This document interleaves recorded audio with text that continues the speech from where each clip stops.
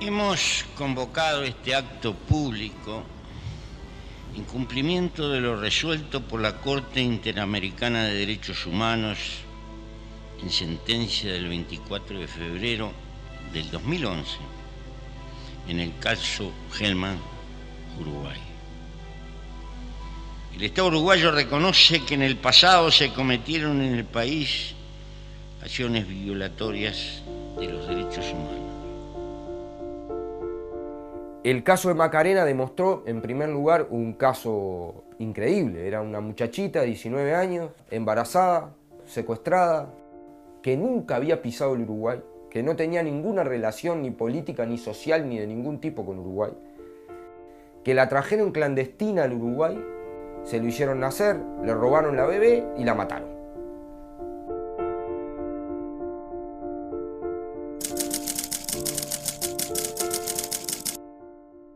Macarena es como un representante de todos, pero no solamente de los hijos, de todos los uruguayos, en realidad. Porque esto pudo haberle pasado, me pasó a mí, le pasó a ella, le pasó a otros, pero pudo haberlo pasado al vecino de enfrente o pudo haberle pasado a cualquiera. Y si no tomamos las medidas, también podría pasarle.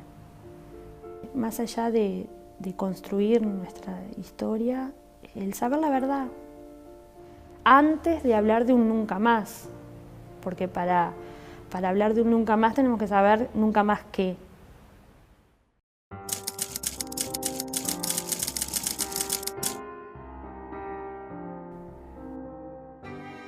El peso ha recaído en las víctimas, sí, fundamentalmente. En un país acostumbrado a la impunidad, que debió soportar también la peculiaridad de Uruguay y el ejercicio de democracia directa, la convocatoria al pueblo para anular esa ley de impunidad resultó en un fracaso. Y por lo tanto eso solidificó una idea del silencio, de desconfianza. ¿Por qué las víctimas tenían que confiar en las instituciones si les habían respondido tan mal? Que debían ellos también olvidarse de su propio dolor, había que dar vuelta a la página porque era necesario para la democracia. Esa era la perversidad del discurso. En los familiares de los detenidos desaparecidos, que han debido transformarse en investigadores, en analistas de archivos, en detectives, en divulgadores, quebrar ese bloque, ese muro, esa pared de silencio.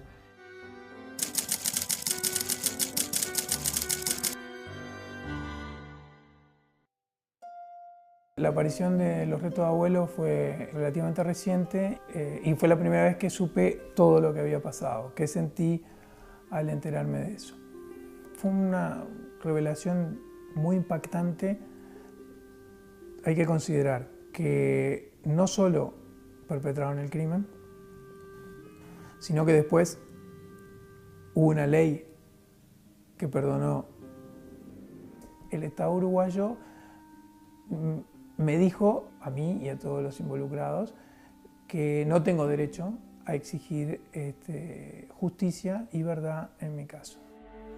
La sensación más tremenda la sentí cuando después que la bandera que cubría el cajón la doblaron, me la entregaron en las manos y yo me quedé con esa bandera ahí parada diciendo, hoy es domingo y yo estoy acá sin la persona que más quiero y tengo que ir a mi casa a contarle a mis hijos que su papá no vuelve más.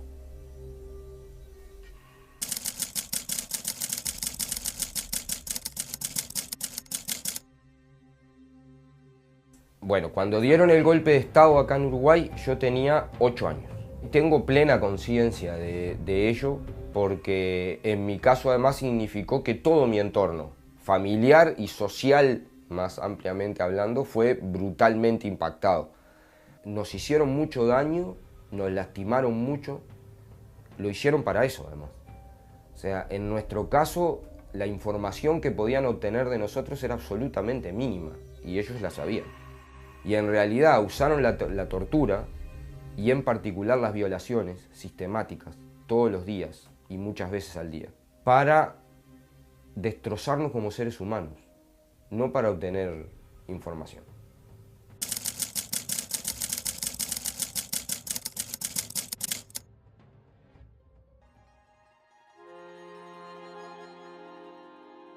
Una violación a esa mujer era un castigo a esa mujer, pero también a esos hombres, y eso generalmente se hacía delante de ellos o delante de los padres, a los padres delante de los hijos, pero en el caso de las violaciones, por ejemplo, tienen ese doble significado, ¿no? Que de alguna manera era apropiarse de las mujeres del enemigo, digamos. Muchas mujeres no lo han contado ni siquiera a sus familias, o no a sus compañeras. Hay gente que ha mantenido eso en silencio durante todos estos años. La mayoría de los uruguayos no sabíamos qué había pasado. Sabíamos sí que pasaban horrores, que desaparecía gente, que llevaban presos, que no pero no teníamos conciencia de la magnitud de lo que estaba pasando. Están apareciendo cuerpos enterrados, todos los días encontramos noticias. Todo esto que estamos descubriendo ahora era ignorado por nosotros.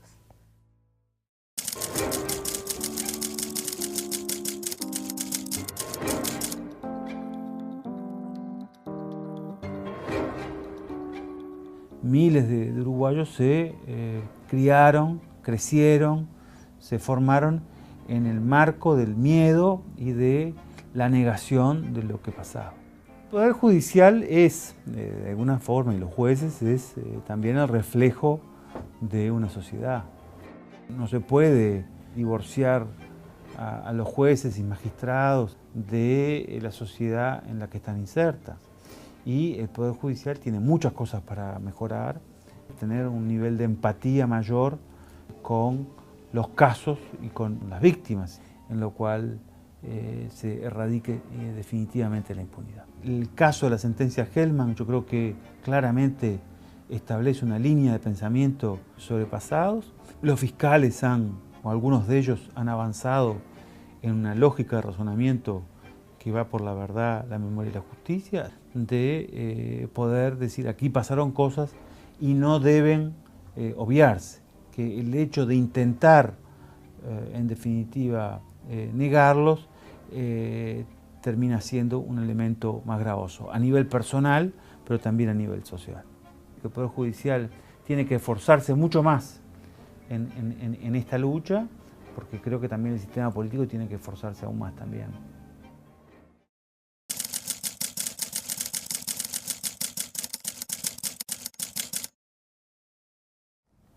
Uruguay no es una isla en la comunidad internacional. La Corte Interamericana le da un mensaje a los jueces uruguayos. Estos crímenes son crímenes de lesa humanidad, no son delitos ordinarios o son crímenes del derecho internacional. Él le dice a los jueces, ustedes tienen que aplicar el derecho internacional. Es parte de las Naciones Unidas, es parte del Pacto de San José de Costa Rica, adhirió a las convenciones contra la tortura, contra el genocidio, contra la desaparición forzada. Suscribió todos los tratados. Lo que tiene que hacer es cumplirlos.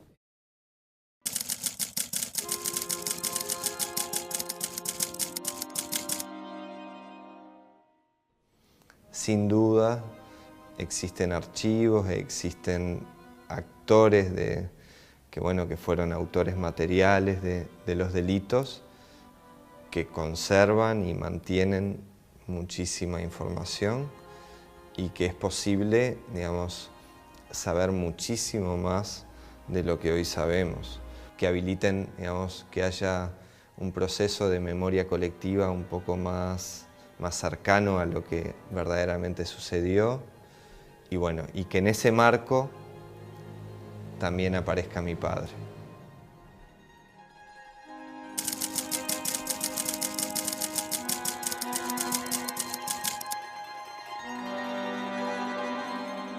Creo que el acto en sí no tiene sentido si no va acompañado de información y todo lo que eso implica, ¿no? Yo lo que espero es que se abra un poco las investigaciones, que la gente no tenga miedo de contar lo que le pasó o lo que vio. Y creo que mi hijo tiene ese derecho de saber que tiene un futuro, pero sobre todo que también tiene un pasado y una historia.